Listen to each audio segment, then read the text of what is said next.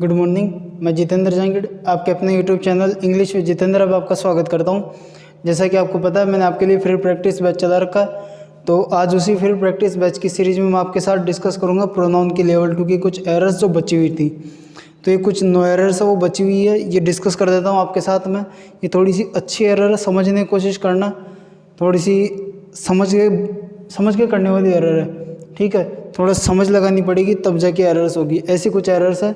और देखो, अगर आप पहली बार मेरे चैनल पे आए या फिर पहली बार कोई मेरी इसी वीडियो पे आया डायरेक्ट ही, तो भाई चैनल को सब्सक्राइब करो और फ्री प्रैक्टिस बैच देखो। अगर आपको फ्री प्रैक्टिस बैच देखना है तो इस कोने में आई बटन दिख रहा होगा, इस तरीके से ऐसा आई बटन दिख रहा होगा, उस आई बटन में आपको लिंक मिल जाएगा कंप्लीट प्लेलिस्ट का, और इधर डिस्क्रिप्शन में भी आपको लिंक मिल जाएगा कंप्लीट प्लेलिस्ट का।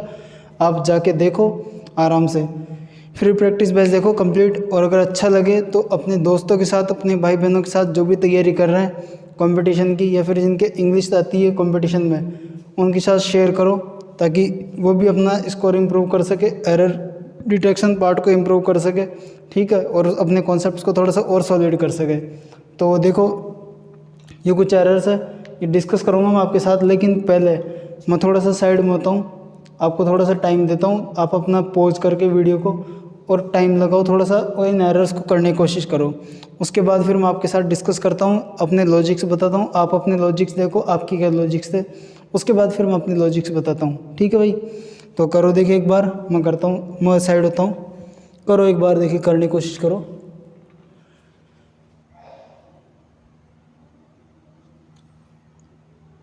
ठीक है, की होगी आपने करने की कोशिश। तो चलो मैं आपके साथ डिस्कस कर देता हूँ अभी एरर्स, ठीक है। आओ पहले सेंटेंस पे।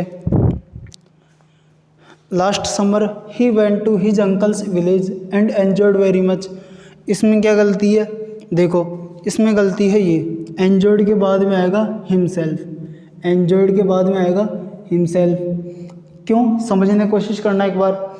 एंजॉय वर्ब अगर अपने बाद कोई ऑब्जेक्ट लेती है, अगर एंजॉय वर्ब अपने बाद अगर कोई ऑब्जेक्ट लेती है तो ऑब्जेक्ट लिखा जाएगा। लेकिन अगर उसका ऑब्जेक्ट दिया हुआ नहीं हो, अगर उसका ऑब्जेक्ट दिया हुआ नहीं हो तो फिर लगाते हैं सब्जेक्ट का रिफ्लेक्सिव प्रोनाउन केस, तो फिर लगाते हैं सब्जेक्ट का रिफ्लेक्सिव प्रोनाउन केस। तो सब्जेक्ट क्या है यहाँ पे? ही, और ही का रिफ्लेक्सिव प्रोनाउन सब्जेक्ट का क्या होगा? हिमसेल्फ। तो वो लगाना पड़ेगा इसके बाद में, एंजॉय वर्ब के बाद में, ठीक है। चलो आओ अगले सेंटेंस पे आओ। A good friend of me has been in London for 20 years. मेरा जो दोस्त है, मेरे दोस्तों में से एक दोस्त, मेरे दोस्तों में से एक दोस्त लंदन में है 20 सालों से। इसमें क्या गलती है?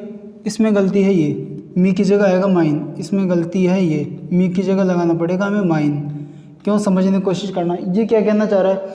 मेरे दोस्तों में से एक दोस्त लंदन में है पिछले 20 साल से।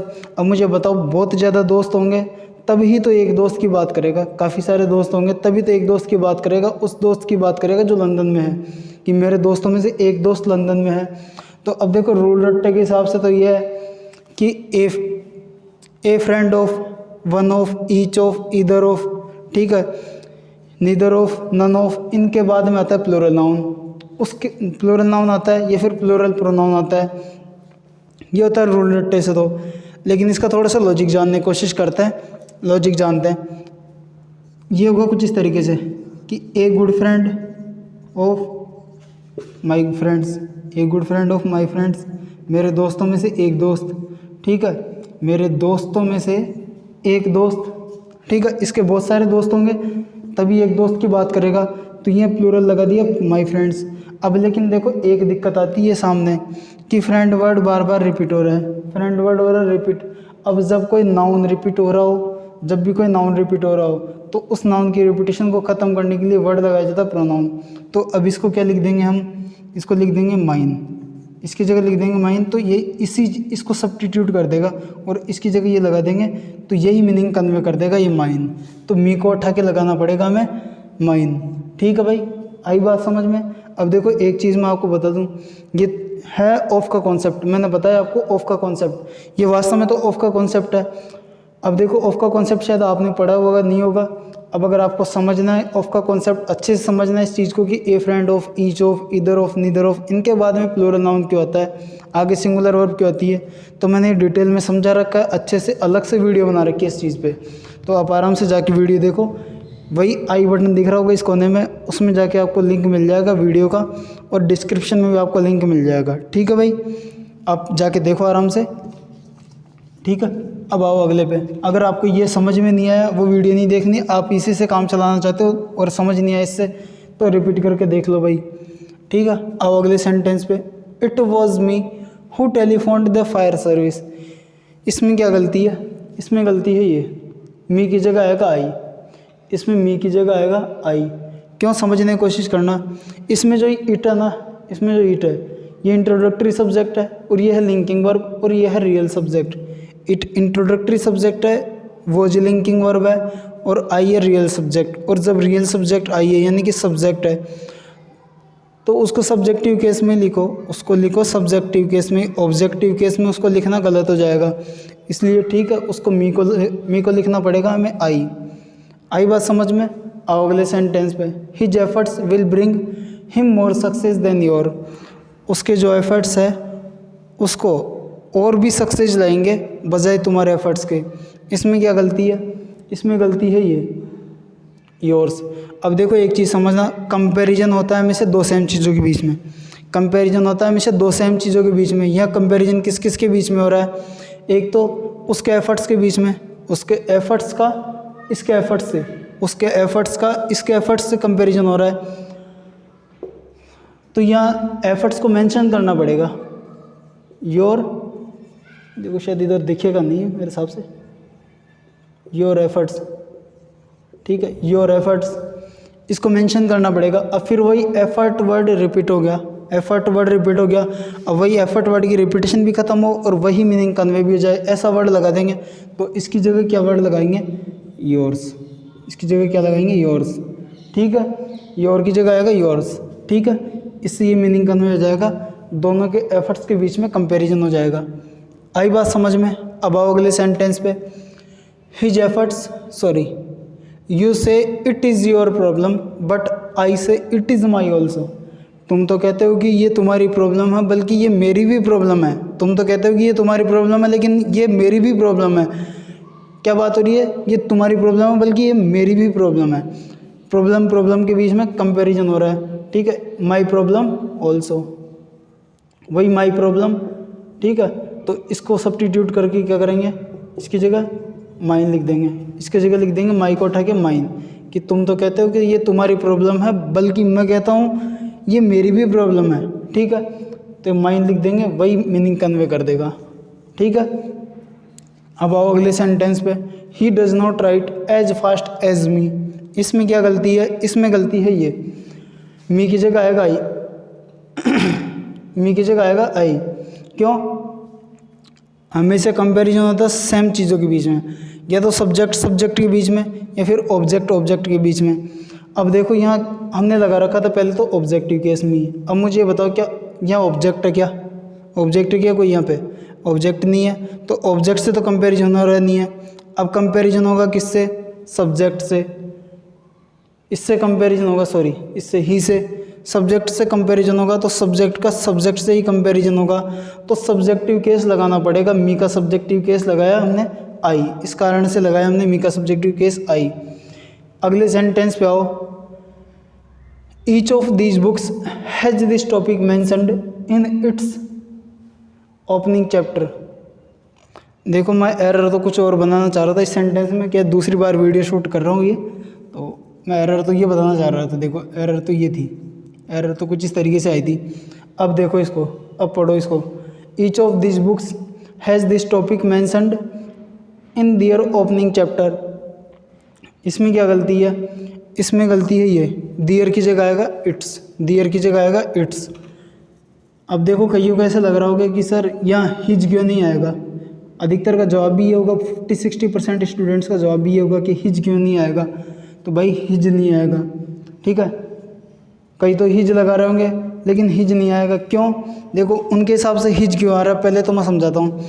उनको पढ़ाया जाता है रूल के हिसाब से कि ईच ऑफ के बाद में वन ऑफ के बाद में, ईदर ऑफ के बाद में, नन ऑफ के बाद में, इनके बाद में आता है प्लूरल नाउन। ठीक है, प्लूरल नाउन आ गया, या फिर प्लूरल प्रोनाउन आता है। आगे आती है सिंगुलर वर्ब, आ गई सिंगुलर वर्ब। लेकिन आगे अगर कोई पजेसिव एडजेक्टिव आ रहा हो तो लगाओ हिज। अब वो ऐसे बता देता है, लेकिन देखो इसमें छोटी सी समझने वाली चीज़ है। अगर आपने छोटी सी चीज़ पे ध्यान नहीं दिया तो आपसे ये गलती एग्जाम में भी हो सकती है, और ये करवाई हुई है, ये एसएससी में ही आई हुई है एरर, शायद मेरे हिसाब से प्रीवियस ईयर एरर ही है, पहले कोई एग्ज़ाम में आई हुई है। ठीक है, तो ये गलती करवाई हुई है, आगे भी आपसे गलती करवाई जा सकती है, इसलिए ध्यान रखना इस चीज़ का। इसके बाद में क्या है, ये चीज़ ध्यान रखने की चीज़ है। ईच ऑफ के बाद में आ क्या रहा है, अगर कोई इंसान आए तो हिज लगेगा, अगर कोई इंसान आए तो हिज लगेगा, लेकिन यहाँ आ रही है बुक्स। अब मुझे बताओ बुक के लिए या नॉन लिविंग थिंग के लिए कौन सा प्रोनाउन यूज होता है? उसके लिए यूज होता है इट, उसके लिए यूज होता है इट। अब इट का पजेसिव केस ही लगेगा इट्स, इट का पजेसिव केस ही लगेगा यहाँ पे इट्स। क्या कि दूसरी बार वीडियो शूट कर रहा हूँ, एक बार माइक बंद रह गया था इसलिए आवाज़ नहीं आई थी, तो दोबारा वीडियो शूट करनी पड़ी, तो इसलिए यहाँ मैं एरर बनाना कुछ और चाह रहा था और कुछ बन गई, तो वापस से लिखना पड़ा था वो। ठीक है, अब आओ अगले सेंटेंस पे। As soon as our plan is approved I shall favour its adoption. इसमें क्या गलती है? इसमें गलती है ये, देखो एक चीज़ तो होती है इट्स, एक तो होता है ये और एक होता है ये। इसका मतलब तो होता है इट इज़, जो कि ये रहा, सॉरी ये रहा इट इज़, मतलब इट वॉज, इसकी जगह इज लिख दें, या फिर ये देखो यहाँ इट इज़ योर प्रॉब्लम। और इसका मतलब होता है पजेसिव केस, इसका मतलब होता है पोजीशन, पोजीशन बनाने के लिए यूज़ होता है इसका, तो पोजीशन के लिए ये यूज़ होगा इट्स। पजेसिव केस इसका इट्स होता है, ना कि ये अपोस्ट्रोफी वाला इट्स, इसलिए अपोस्ट्रोफी वाला इट्स नहीं लगाएंगे, डायरेक्ट इट्स लगाएंगे। ठीक है, अब आओ अगले सेंटेंस पे। If I were him I could have taught दो चीट्स लेसन। अगर मैं तुम्हारी जगह होता ना, उन चीट्स को सबक सिखा देता। अगर मैं तुम्हारी जगह होता तो मैं उन चीट्स को सबक सिखा देता। इसमें क्या गलती है? इसमें फिर वही गलती, हिम की जगह आएगा ही, हिम की जगह आएगा ही। क्यों? समझने की कोशिश करना। I subject, were linking verb, were हो गया लिंकिंग वर्ब, और ही होगी, ये होगा सब्जेक्ट कॉम्प्लीमेंट। और सब्जेक्ट कॉम्प्लीमेंट को हम सब्जेक्टिव केस में ही लिखते हैं, सब्जेक्ट कॉम्प्लीमेंट को सब्जेक्टिव केस में लिखते हैं, ना कि ऑब्जेक्टिव केस में, इसलिए लगाना पड़ेगा हिम। जो ऑब्जेक्टिव केस लगा था उसको हटा करके सब्जेक्टिव केस ही लगाना पड़ेगा, इसलिए ही लगाया हमने। आई बात समझ में? उम्मीद है आपको अच्छा लगा होगा, और अगर अच्छा लगा तो लाइक करो, शेयर करो। जो भी अपने दोस्त या भाई बहन जो भी ये तैयारी कर रहे हैं उनके साथ शेयर करो, ताकि वो भी तैयारी कर सके और अपने एरर डिटेक्शन पार्ट को थोड़ा सा इम्प्रूव कर सके, थोड़ा सा कॉन्सेप्ट को भी और सॉलिड कर सके। तो मिलते हैं अगली वीडियो में। आप भी सब्सक्राइब कीजिए, शेयर वेयर कीजिए, लाइक वाइक कीजिए, और अगर कोई कमी लगे या फिर कुछ इम्प्रूवमेंट करना हो तो भाई कमेंट सेक्शन में बताना। क्लास कैसी लगी वो भी कमेंट सेक्शन में आप बताओ। ठीक है, आपकी जो राय है वो भी आप दे सकते हो कमेंट सेक्शन में। Okay, thank you.